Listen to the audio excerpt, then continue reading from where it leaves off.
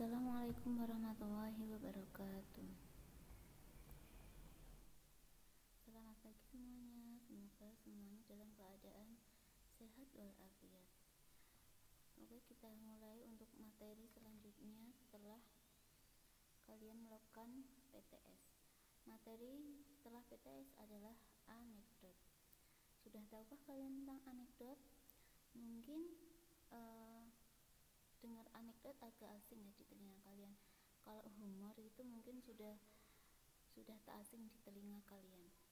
Nah, saya akan jelaskan dulu apa bedanya anekdot dan humor. Nah, kalau anekdot itu adalah sumber ide yang diambil dari peristiwa nyata. Kalau humor, sumber idenya adalah rekaan atau fiksi, jadi ceritanya itu dibuat-buat.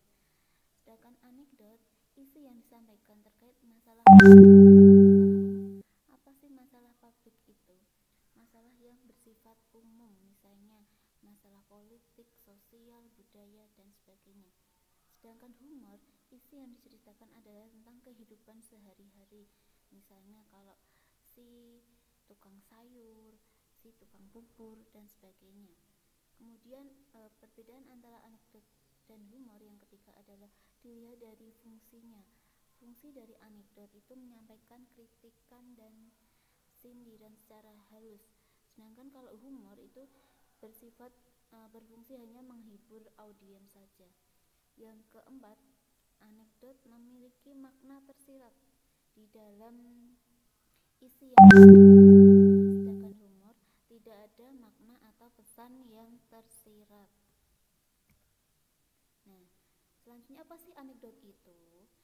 Anekdot adalah cerita singkat yang menarik karena lucu dan mengesankan. Anekdot biasanya berkisar pada orang-orang penting dan berdasarkan pada kejadian nyata. Anekdot dapat berupa cerita rekaan yang tidak harus didasarkan pada kenyataan yang terjadi di masyarakat. Ciri-ciri anekdot.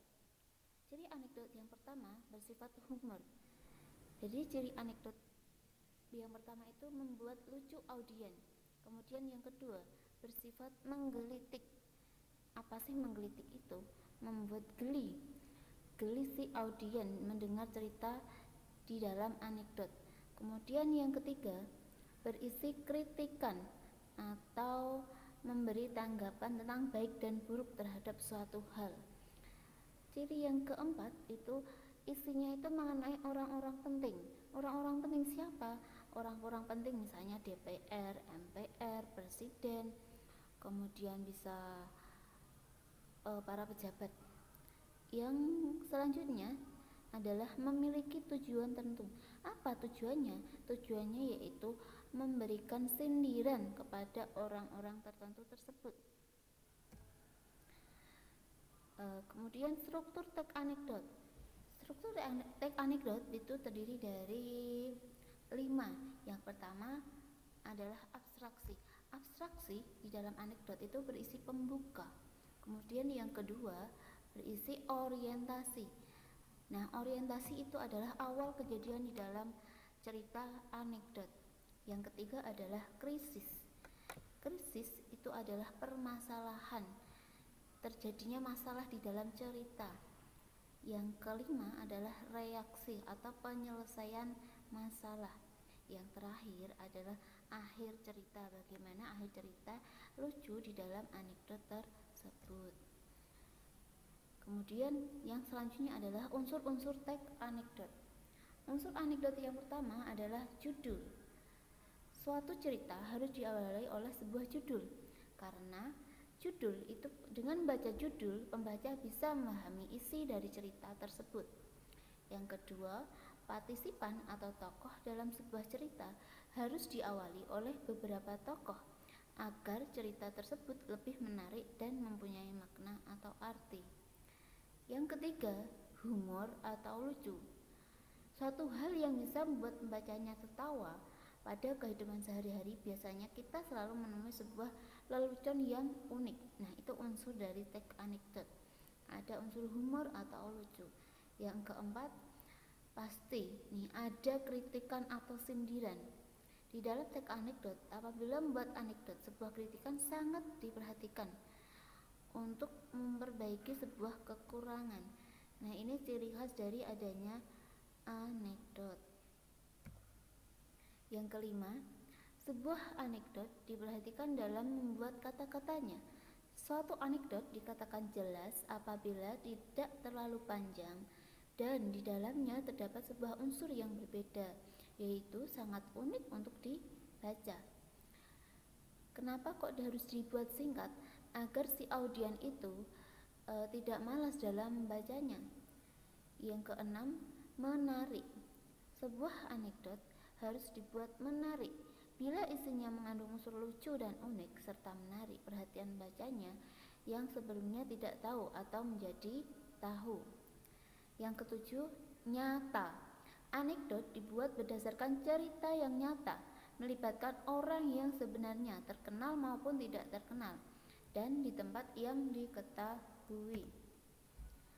Lalu, apa saja sih kaidah bahasa teks anekdot? Nah, di sini ada berbagai macam kaidah bahasa yang ada di dalam anekdot.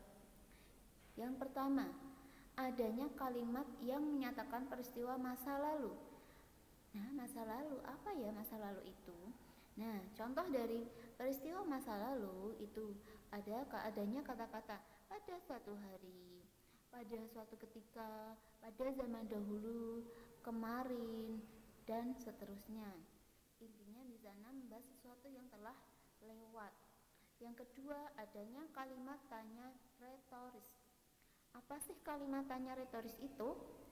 Nah, kalimat tanya retoris adalah kalimat tanya yang sebenarnya tidak membutuhkan adanya jawaban. Mengapa? Karena si penanya itu sebenarnya sudah tahu jawabannya, tetapi masih ditanyakan lagi. Tujuannya untuk apa kalimat tanya retoris? Hanya untuk menekankan atau memberikan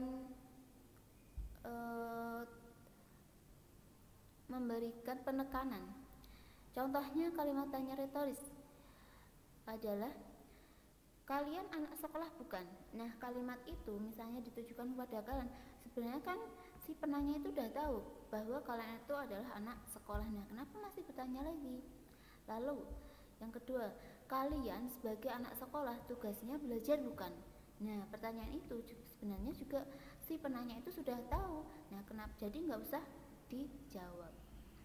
Kemudian kaidah bahasa yang ketiga, adanya konjungsi hubungan waktu. Contohnya, setelah kejadian itu Dian keluar dan membanting pintu dengan keras. Yang keempat, kata kerja aksi. Contohnya, saksi menatap keluar jendela.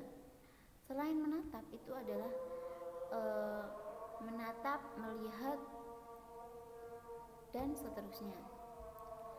Kemudian kaidah bahasa yang kelima adalah adanya kalimat perintah, sesuatu yang harus dilaksanakan. Contohnya, nak, bersihkan papan tulis itu ya.